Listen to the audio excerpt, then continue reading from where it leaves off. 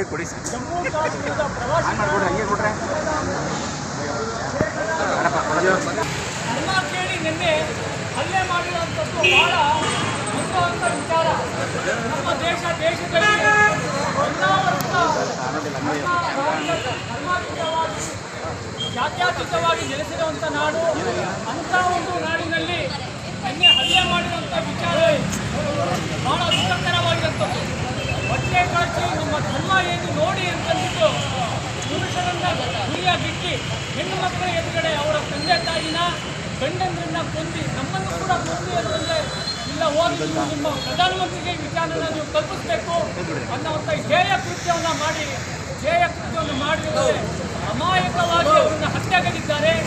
ಈ ಹತ್ಯೆಗೈದಿರುವಂಥ ವಿಚಾರವನ್ನು ನಮ್ಮ ಸಂಘದಲ್ಲಿ ಸಮಾನ ಸರ್ವ ಸದಸ್ಯರನ್ನು ಸುತ್ತಾಗಿ ಕೊಟ್ಟು ಆ ಹಲ್ಲೆಯನ್ನು ಖಂಡಿಸಿ ಎಲ್ಲ ಸದಸ್ಯರು ಕೂಡ ಸಮುದಾಯವನ್ನು ವ್ಯಕ್ತಪಡಿಸಿದಾಗ ಎಲ್ಲರ ಅಭಿಪ್ರಾಯದಂತೆ ಸಂಘದ ಆವರಣದಿಂದ ಹೊರಟು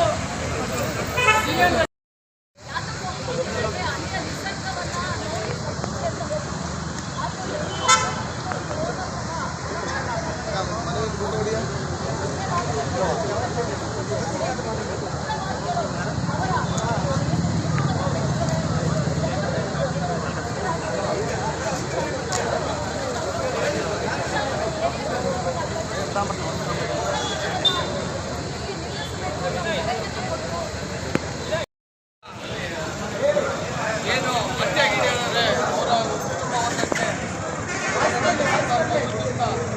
ಹಾಗೂ ಈ ವಿಷಯನ ಭದ್ರಾವತಿಯಲ್ಲಿ ಈ ವಿಚಾರವನ್ನು ನಮ್ಮ ಭದ್ರಾವತಿ ಸಂಘದವರು ವಿಚಾರ ತುಂಬ ಸೀರಿಯಸ್ ಅಂತ ನೋಡಿ ನಮ್ಮ ಉದ್ಯೋಗ ಸಂಘಕ್ಕೂ ಸಂಸ್ಥೆಗೆ ನಾವು ದೇಶ ಪ್ರಧಾನಮಂತ್ರಿಯವರಿಗೆ ಒಂದು ಒಳ್ಳೆಯ ಅವಕಾಶ ಪ್ರಪಂಚಕ್ಕೆ ಭಾರತ ಏನು ಅನ್ನೋ ತೋರಿಸೋಕ್ಕೆ ಒಂದು ಒಳ್ಳೆ ರೀತಿಯಲ್ಲಿ ವಿರೋಧಿಗಳಿಗೆ ಉತ್ತರ ಕೊಟ್ಟು ನಮ್ಮ ದೇಶನ ಕಾಪಾಡೋಂಥ ಪರಿಸ್ಥಿತಿ ಬಂದಿದೆ. ನಾವು ಇದೇ ಎಲ್ಲರೂ ಸೇರ್ಕೊಂಡು ಭದ್ರಾವತಿ ಉದ್ಯೋಗದಿಂದ ಎಲ್ಲ ಭದ್ರಾವತಿ ಜನತೆ ತಕ್ಕ ಉತ್ತರ ನೀಡಬೇಕು. ತಕ್ಕ ಎಷ್ಟು ಜನ ಏನಿಲ್ಲ 28,880 ಜನ ಉಗ್ರಗಾಮಿಗಳು ದೇಹ ಸಾಯಿಸಬೇಕು ಅಂತ ಹೇಳ್ತಾ ಪ್ರಧಾನಮಂತ್ರಿ ಅದನ್ನು ಮಾಡಬೇಕು.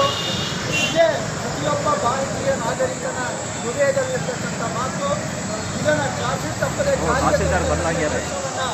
ಕೇಂದ್ರದ ಪ್ರಧಾನಮಂತ್ರಿಗಳು ಹಾಗೂ ಅಂತ ನಾನು ಗಮನಿಸಿಲ್ಲ. ನಾನು ಭಾರತ ಮತ್ತು ಪಾಕಿಸ್ತಾನ ನಡುವೆ ಏನು ವ್ಯವಹಾರಗಳು ನಡೀತಿದೆ ಅದನ್ನು ನಿರ್ಬಂಧ ಮಾಡತಕ್ಕಂಥ ಕೆಲಸವನ್ನು ಭಾರತೀಯ ಸರ್ಕಾರ ಮಾಡಬೇಕು. ಇಷ್ಟೊತ್ತು